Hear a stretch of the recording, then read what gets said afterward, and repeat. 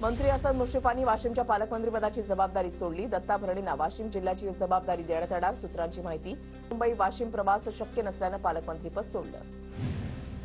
विधान भवनामध्ये राम कदम आणि भास्कर जाधवांमध्ये तूतूमेमे। राम कदमांकडून विधान भवनामध्ये उद्धव ठाकरेंवर आरोप, तर विधान भवनाचे सदस्य नसताना ठाकरेंचा नामोल्लेख का? भास्कर जाधवांचा सवाल करत बघतोच तुला म्हणत जाधव संतापले। गुलाबराव पाटील बोलत असताना आदित्य ठाकरेंनी बसून प्रश्न विचारला। आदित्य ठाकरेंनी प्रश्न विचारताना गप्प बसा, बोलू नका, आदित्य ठाकरेंना गुलाबराव पाटलांनी रोखलं।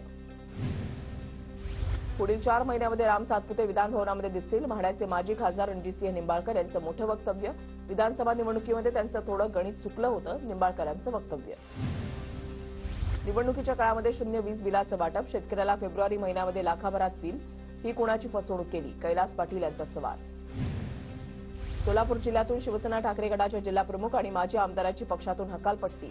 सोलापुरातील ठाकरेंच्या सेनेचे आजी माजी जिल्हाप्रमुख शिंदेंच्या शिवसेनेच्या वाटेवर असल्याची माहिती।